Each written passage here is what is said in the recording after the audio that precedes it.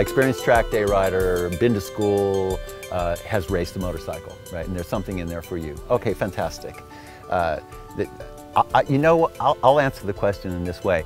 We've had some people working on the post-production who had no interest whatsoever in riding motorcycles at all. One person working on a website, other person who's a video editor and so on, and several people, and people who were on the crew who had no interest, when they saw what we were doing, were completely interested in what the material was talking about and wanted to get on motorcycles. So quite frankly, I think that it's a broader scope than I had imagined. You know, I was thinking when I was writing the script. I was thinking, you know, students who come to the school, people who are interested in improving, street riders who have, you know, doubts and uncertainties. How are they going to get rid of them?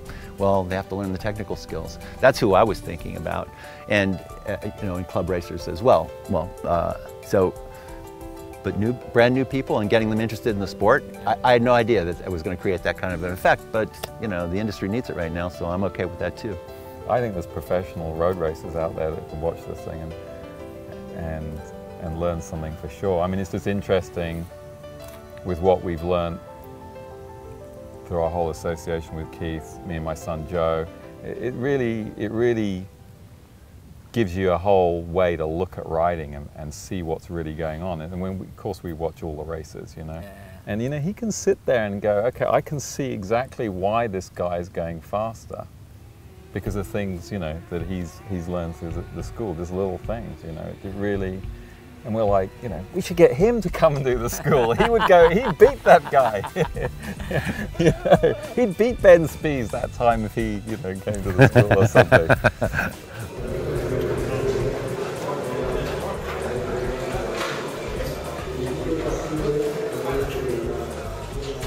You know, after 4.5 years of training him, I finally got it. Holy cow, who knew?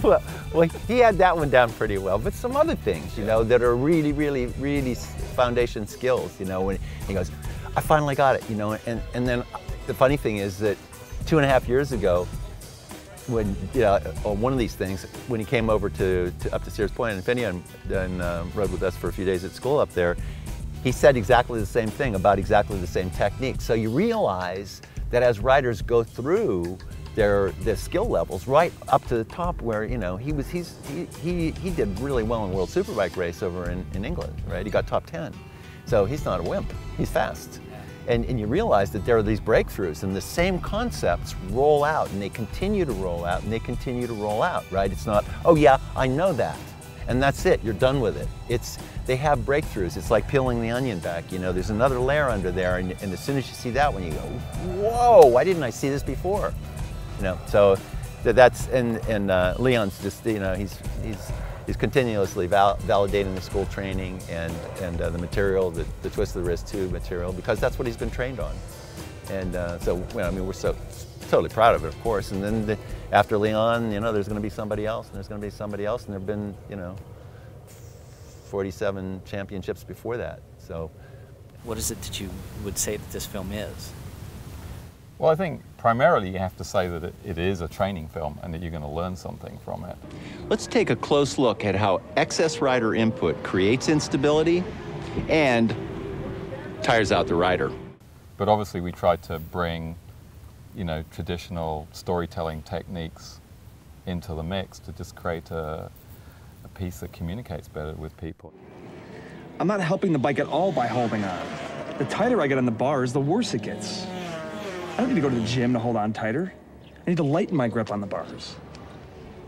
We got an hour and a half of techniques. It couldn't all just be dry and clinical, you know. Yeah, that certainly wouldn't hold my attention. I don't think so. Yeah, the storyline is a part of the film. It's an integral part of it.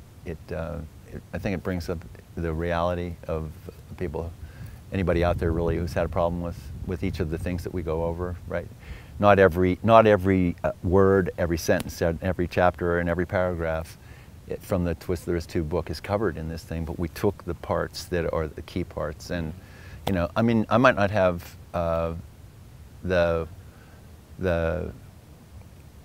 Well, I do have more experience training people than anybody else in the world does, and I don't think anybody can catch me now. That nobody's going to beat the 12 million track miles that we've done at the Superbike School. So, we've seen more riders do more things, make more mistakes, master more things from people who've just been riding for 2 weeks to guys who are already, world champions. So, I think we've got the scope now to take a look at, to know what it is that riders run into at all skill levels. And the film itself is certainly an expose of those things, and the actors are really just there to provide a kind of a, yeah, I've had a problem with that too, Exactly. And then roll them through the solution of that problem onto the next problem, because that's the way it is, isn't it? You get something nailed down, and then you roll on, and you find something else that's a little bit out of not quite in focus, and then you focus in on that, and you gain that, and we walk through those steps for these two guys until they get to the point where they've got enough so that they feel like they won't get worse at it, that they're going to get better. Good throttle control allows the suspension to work properly, and the bike is smooth. Let's see if we can catch him.